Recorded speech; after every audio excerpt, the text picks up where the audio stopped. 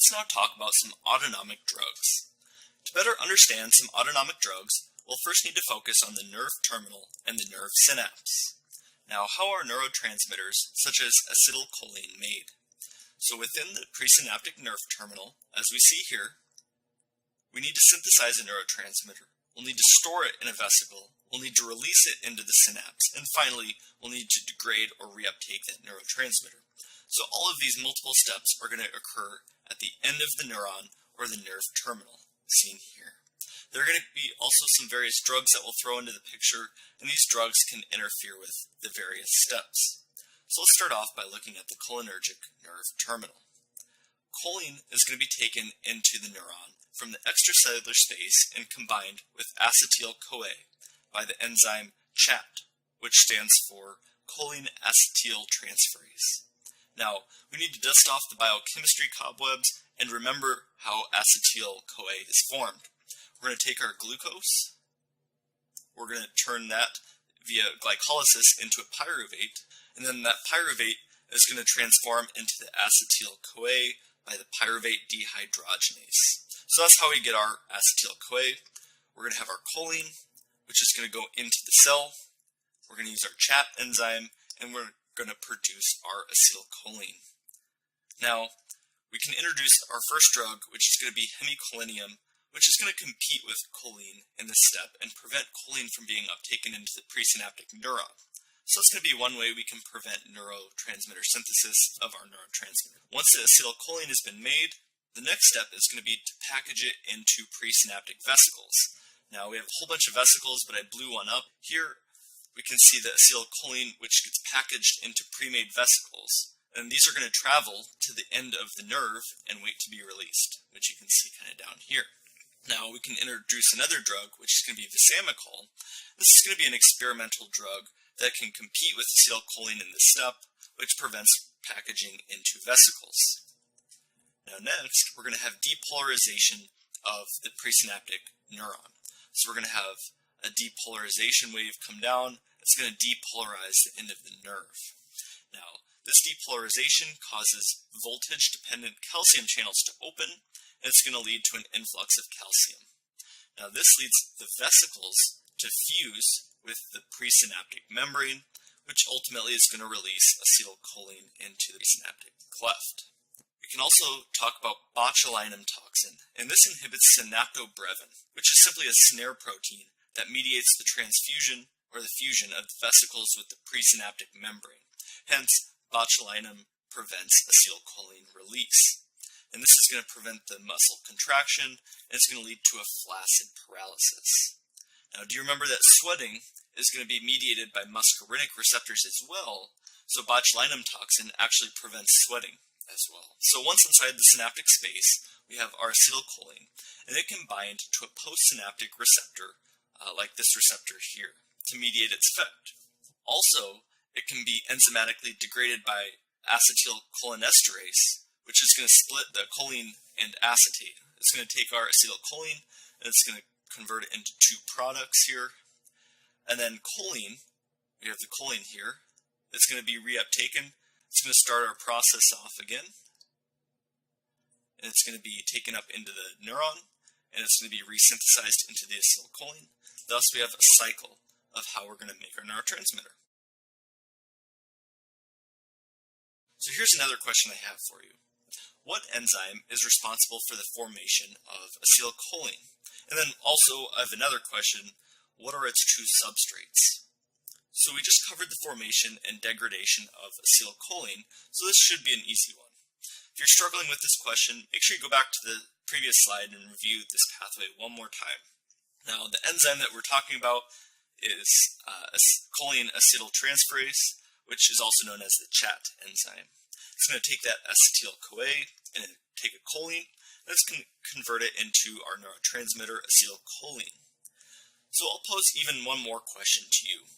What enzyme is going to be responsible for the breakdown of acetylcholine in the synaptic cleft? Do you remember what that was? That would be acetylcholinesterase. Now its shorthand is going to be ACHE, acetylcholinesterase. So that's going to be the enzyme that is going to be responsible for breaking down the acetylcholine that is within the cleft. This is going to be a very important enzyme, and we'll spend some time later talking about this in the lecture. Now let's take a look at the noradrenergic synapse. How are the catecholamines synthesized? The noradrenergic synapse is where the catecholamines, such as dopamine and norepinephrine, that's where these are synthesized, assembled, packaged, and released. First, the amino acid tyrosine, which is going to be a precursor for all catecholamines, is going to be transported inside the nerve. Now, once inside, this tyrosine is going to be converted to dopa, and then it's going to be converted to dopamine. So a tyrosine analog, called metyrosine, can interfere with this step by competitive inhibition. Metyrosine was initially used as an antihypertensive agent, but because it non-selectively blocks all catecholamine synthesis, it's going to have a wide range of side effects, and therefore it's rarely used today for purposes other than research. Now, this dopamine gets converted into norepinephrine, where it gets packaged into vesicles that can be released into the synaptic cleft, and that cleft is right there. So here, these vesicles containing norepinephrine will be the purple spheres. So reserpine is going to be an antihypertensive and antipsychotic, and it's a drug that can cause catecholamine depletion.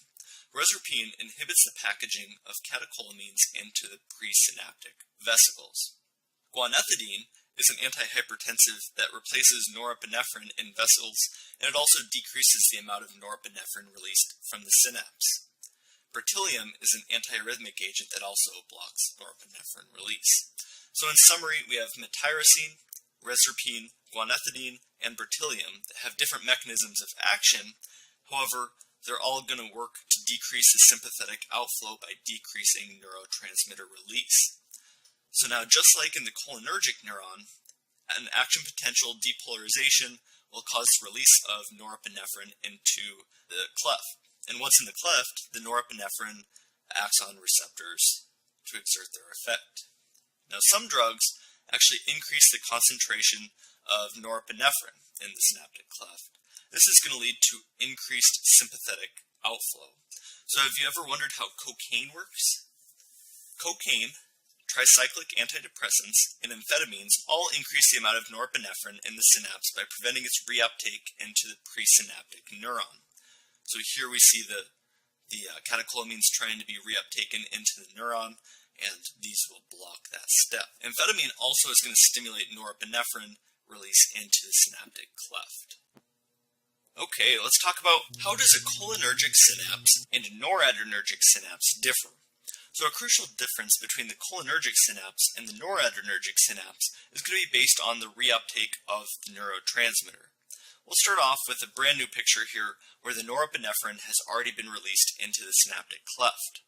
Now, if you can recall from the cholinergic neuron, where acetylcholinesterase breaks down our ACH into choline and acetate within the synaptic cleft. Now, on the other hand, we're going to have MAO and COMT.